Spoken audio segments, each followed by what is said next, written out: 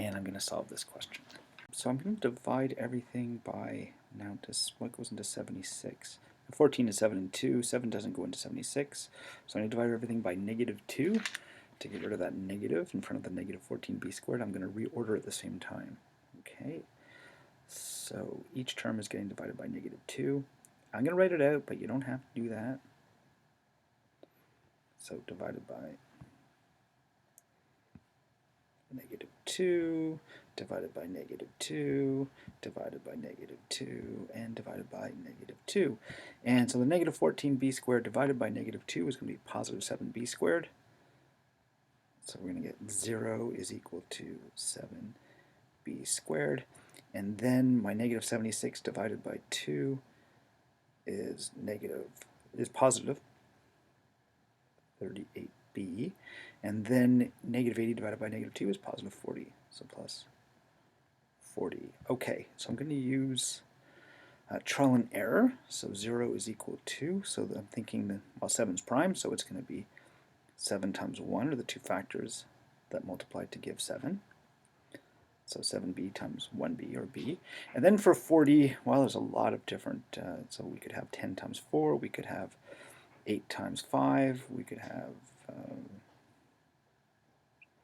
2 times 20. So we're trying to get up to 38. So yeah, so if I did 4 times 10, 7 times 4 is 28, and then 10 times b is 10, so 28 plus 10 is 38. Okay, so I'm thinking that's going to work right here, and the 4 right there. Okay, so I'm going to multiply the extremes. So 7b times 4 is 28. And the 10b is 10 times b, 10b. So 28b plus 10b adds up to give us 38, so these factors work. Okay, and they both multiply to give positive 40, right? So they both have to have the same signs, and they are both going to be positive, okay, because they add up to give you a positive. All right, so I'm looking at so plus and plus, so there we go.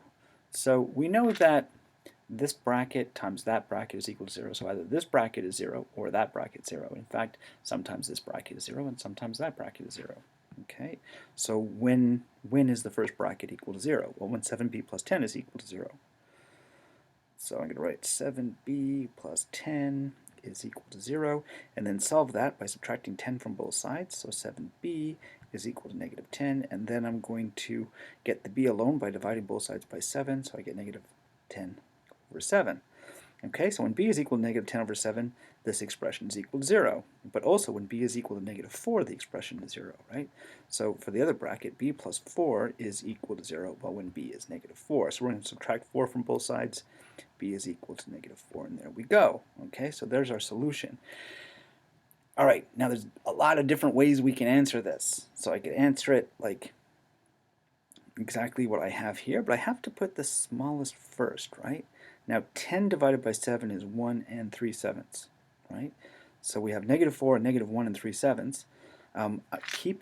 You have to keep it as an improper fraction, okay? The computer's not gonna convert it to mixed numbers, okay? And because it's algebra, we tend not to work in mixed numbers so much. So I'm gonna say that my b is equal to -4, comma, b is equal to -10 over 7. So I have to put the smaller one first, right?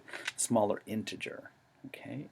Now 4 is bigger than 10/7, so that means -4 is going to be more negative than -10/7, so it's going to be smaller, okay? So you have to put it from order from least to greatest, and that's what I've done here. So we can answer like that. We could also answer using a solution set.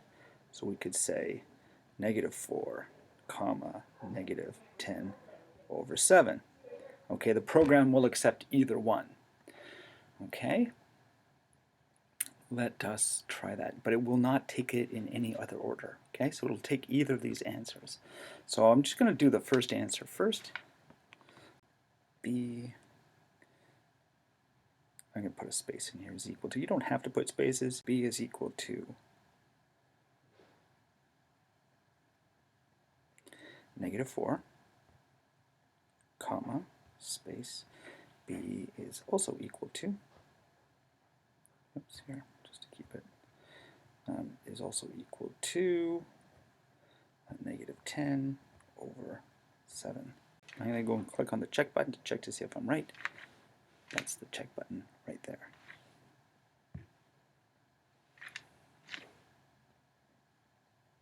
Yay.